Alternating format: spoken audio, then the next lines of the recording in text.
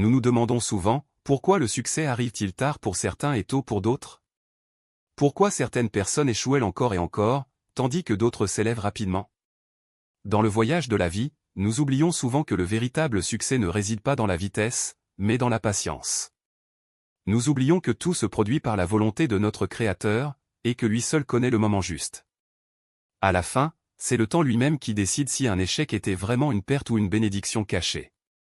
Peut-être que vous luttez en ce moment, ou peut-être que vous profitez du succès tout en oubliant que rien ne dure éternellement. Alors cette histoire est pour vous. Une histoire qui pourrait changer votre façon de voir la patience, l'échec et le succès. Écoutez attentivement, jusqu'à la fin.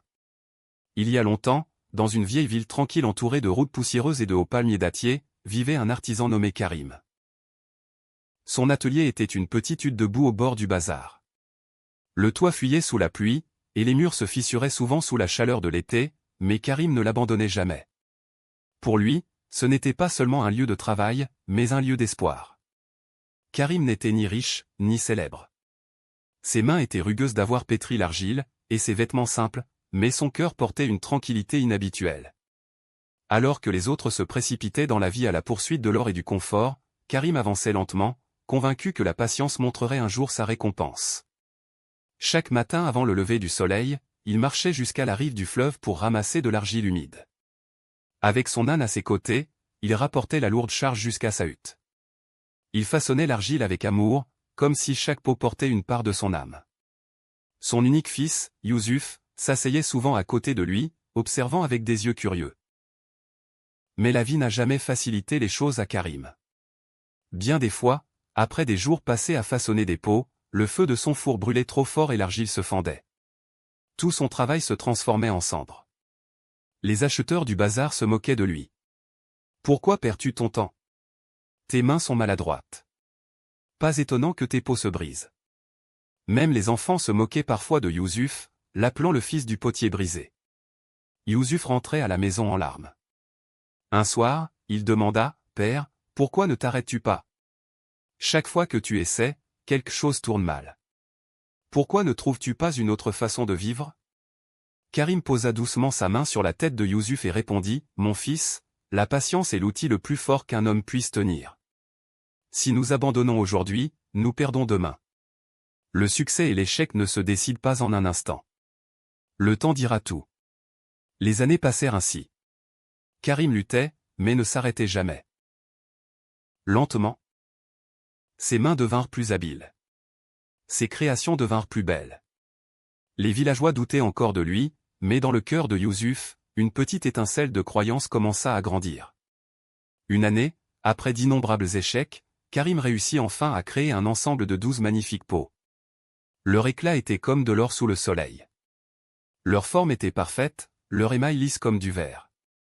Même les commerçants de passage dans la ville s'arrêtèrent pour les admirer. Pour la première fois de sa vie, Karim ressentit une vague de fierté dans sa poitrine. Peut-être, pensa-t-il, que son heure était enfin venue. Cette nuit-là, Youssouf ne pouvait pas dormir. Il murmura à son père, « Demain, les commerçants achèteront tes peaux, et nous aurons enfin de l'argent. Nous pourrons réparer le toit, acheter de nouveaux vêtements, peut-être même ouvrir une boutique au bazar. » Karim sourit à l'excitation de son fils, mais dit doucement, « Ne nous précipitons pas, Youssouf. Nous ne voyons qu'aujourd'hui. L'avenir appartient à God. » Mais le destin réservait une autre épreuve. Juste avant l'aube, de sombres nuages couvrirent le ciel. Une pluie battante tomba, plus forte que tout ce que l'on avait vu depuis des années. Le fleuve déborda, et l'eau traversa la ville comme une bête en colère. Au matin, l'atelier de Karim était détruit. Le four s'était effondré. Ses 12 pots brillants étaient brisés, emportés par l'inondation. Les voisins se rassemblèrent dehors et secouèrent la tête. « Il est maudit », murmurait-il. Même quand le succès s'approche, il lui échappe.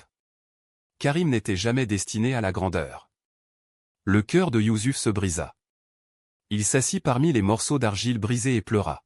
« Père, c'est trop.